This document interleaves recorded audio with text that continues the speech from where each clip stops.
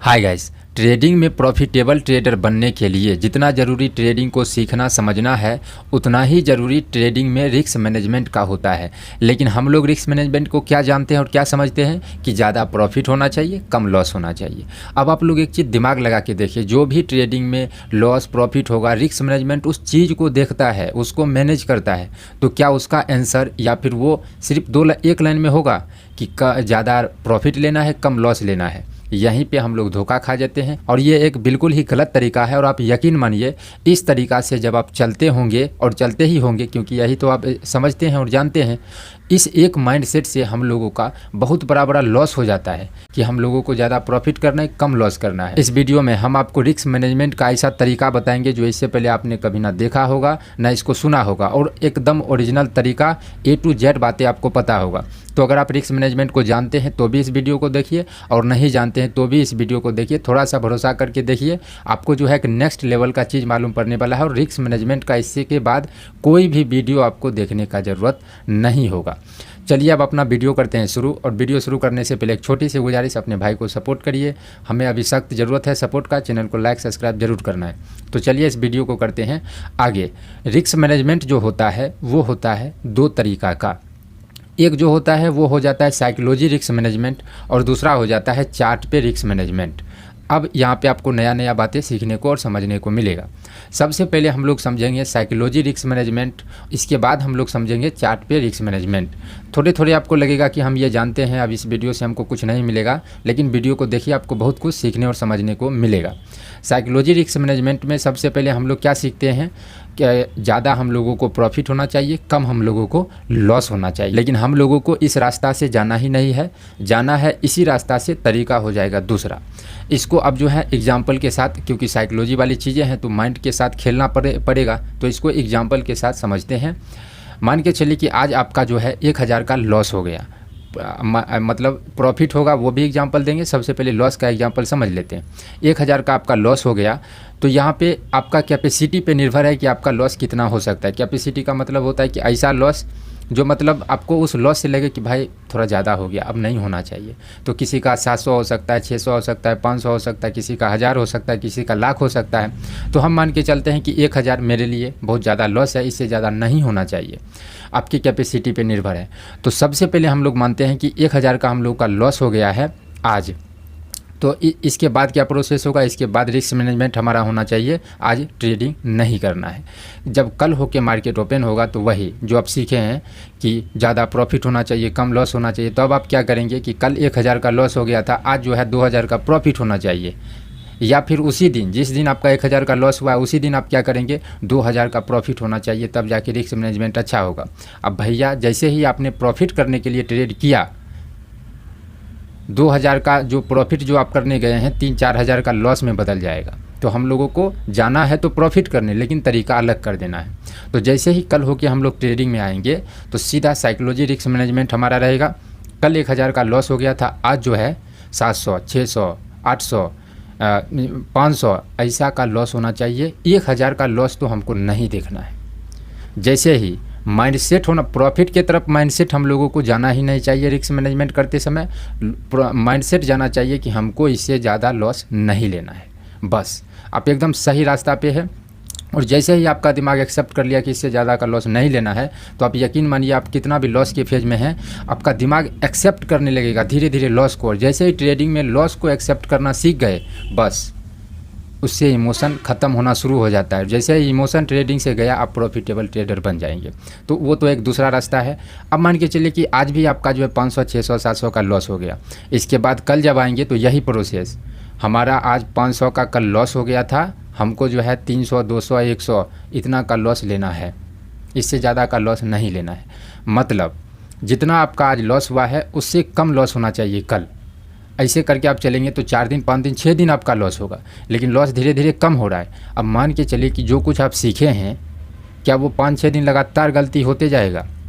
यहाँ पे निर्भर होता है कि आप जो ट्रेड लेते हैं वो किस बेस पे लेते हैं। वो आप एक अनाड़ी की तरह ट्रेड ले रहे हैं, या फिर ट्रेड लेने के लिए कुछ लॉजिक है, स्ट्रेटजी है, या फिर कुछ भी ऐसा है, कुछ देख के चार्ट को समझ के आप ट्रेड ले रहे हैं, तभी आपका रिस्क मैनेजमेंट अच्छा होगा, नहीं तो नहीं होगा।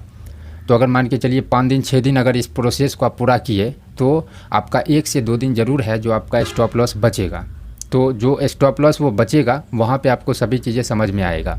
अब यहाँ पे जो स्टॉप लॉस बचेगा, प्रॉफिट कितना होना चाहिए, ये अगला पार्ट में आपको समझ में आने वाला है। इसलिए वीडियो को पूरा देखना बहुत ज़रूरी होता है, क्योंकि मेरा वीडियो थोड़ा सा लेंथी हो जाता है, लेकिन उसमें हम समझाने का कोशिश करते हैं एकदम आसान भाषा में।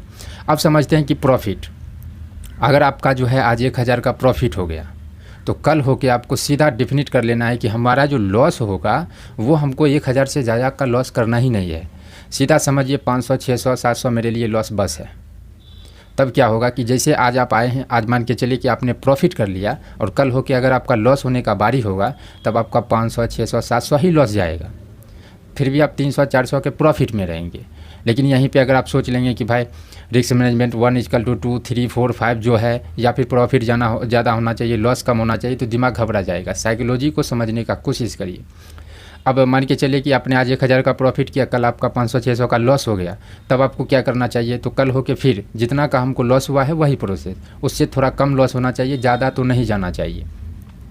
और हमेशा याद रखना कि आज का लॉस जो है रिकवर करने के चक्कर में या फिर रिस्क मैनेजमेंट ठीक करने के चक्कर में आपको ट्रेड नहीं करना चाहिए कि अगर हमारा 500 का लॉस हो गया है तो रिस्क मैनेजमेंट बोलता है कि इससे ज़्यादा प्रॉफिट होना चाहिए, तो उसके हिसाब से अगर आप चलेंगे तो आप धोखा खा जाएंगे। तो अभी तक हम लोगों ने समझा है साइकोलॉजी रिस्क मैनेजमेंट। अब चार्ट पे कुछ रिस्क मैनेजमेंट होता है, उसको समझते हैं। चार्ट पे रिस्क मैनेजमेंट एक ही होता है, जब भी हम कोई ट्रेड लेते हैं उस ट्रेड में रिस्क छिपा हुआ होता है, यानी कि स्टॉप लॉस होता है उस ट्रेड में। तो अगर जो ट्रेड आप ले रहे हैं उसमें रिस्क बहुत कम है और प्रॉफिट बहुत ज़्यादा है, तभी हम लोगों को ऐसा ट्रेड लेना चाहिए। अब ये हुआ ओरिजिनल बात कि हम लोगों को प्रॉफिट कम होना चाहिए, लॉस कम होना चाहिए, यहाँ पे लागू होता है। यहाँ पे हम लोग, अब यहाँ पे आपके पास कन्फ्यूजन होगा कि किसी ट्रेड में कितना लॉस होगा, कितना प्रॉफिट होगा, कैसे जाने, स्टॉप लॉस कहाँ पे रहेगा, टारगेट कहाँ पे रहेगा, कैसे जाने। बहुत सारे आदमी जानते होंगे और बहुत सारे आदमी नहीं जानते होंगे। तो अगर आपको इस पे एक नया वीडियो चाहिए तो कमेंट करके आप बता सकते हैं। अगर आप लोगों का ज़्यादा कमेंट होगा तो इस पर हम कंप्लीट वीडियो बना देंगे। जब चार्ट पे रिस्क मैनेजमेंट करने का बारी होगा तब हम लोग जो भी ट्रेड हम लेंगे उसमें देखेंगे कि हमारा स्टॉप लॉस कितने पॉइंट का है या फिर कितने रुपया का है, उस ट्रेड में हम लोगों को कितना का टारगेट मिल रहा है। अगर जितना का आपका लॉस हो रहा है 1:2, 3, 4 ये सब भूलिए अभी शुरू में। वो जब आप धीरे धीरे एक्सपीरियंस आएगा तब आप उस चीज़ को फॉलो करिए। सीधा समझिए, सिंपल और आसान शब्दों में, जितना हमारा लॉस हो रहा है इस ट्रेड में, क्या उससे 1.5 गुना या 2 गुना ज़्यादा प्रॉफिट हो रहा है? अगर 1.5 गुना से कम प्रॉफिट है, समझिए ऐसा ट्रेड हमको करना ही नहीं है। 1.5 गुना से कम के मतलब ये नहीं कि आप मतलब 1.5 गुना के एग्जैक्ट, अगर मान के चलिए 100 रुपया का रिस्क है और 120-25 मिल रहा है तो ऐसा ट्रेड हमको लेना चाहिए। कहने का मतलब है जितना हम लोगों का लॉस है उससे ऊपर प्रॉफिट अगर किसी ट्रेड में होगा तभी जाके वो ट्रेड लेना है, नहीं तो कितना भी आपको यकीन है, चाहे कोई भी स्ट्रेटजी या कुछ भी है, अगर उसमें जितना का लॉस है उससे कम का प्रॉफिट हो रहा है तो ऐसा ट्रेड हमको लेना ही नहीं है। बशर्ते हम कितना भी सीख के वो ट्रेड एकदम 100% सही है, उससे कोई मतलब नहीं है। तब आपका यहाँ पे क्या हो जाता है, यहाँ पे फिर आपका साइकोलॉजी।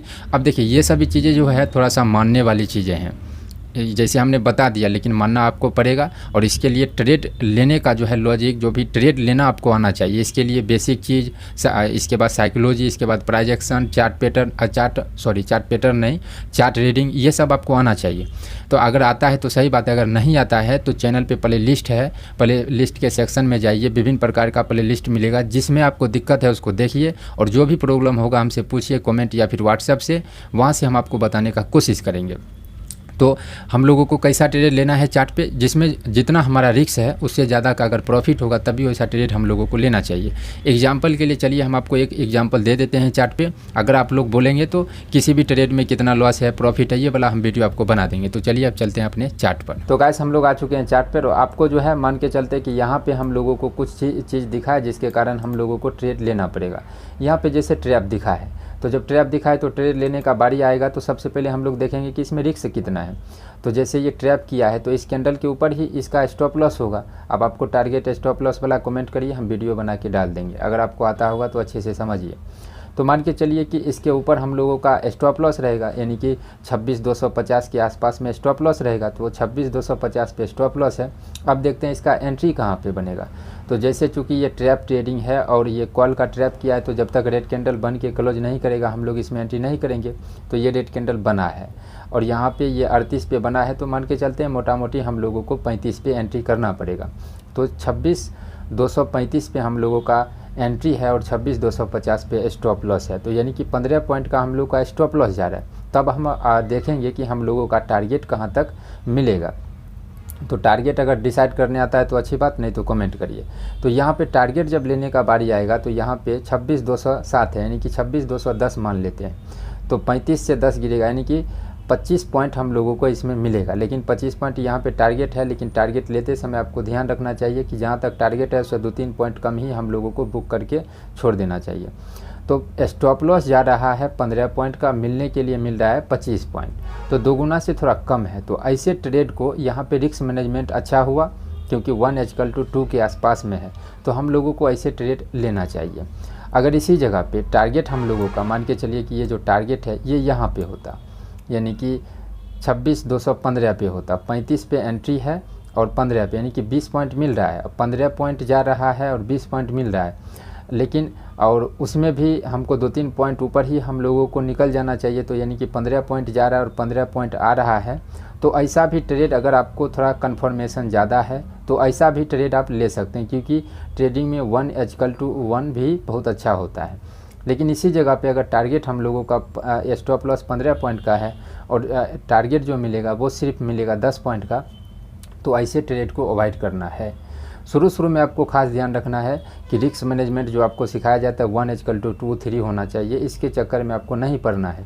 शुरू में आप छोटे छोटे मूवमेंट को ही कैप्चर कर सकते हैं, बाद में जब एक्सपीरियंस आएगा तब वो 1:1, 2, 3, 4 जितना होगा वो आप कैप्चर करेंगे। तो रिस्क मैनेजमेंट का ये है ओरिजिनल तरीका। इस तरीके से आप चलिए, आपका जो देखेंगे ट्रेडिंग करियर में धीरे धीरे करके आपका सुधार आएगा और रिस्क मैनेजमेंट भी सही होगा। फिलहाल इस वीडियो में इतना ही। Thank you.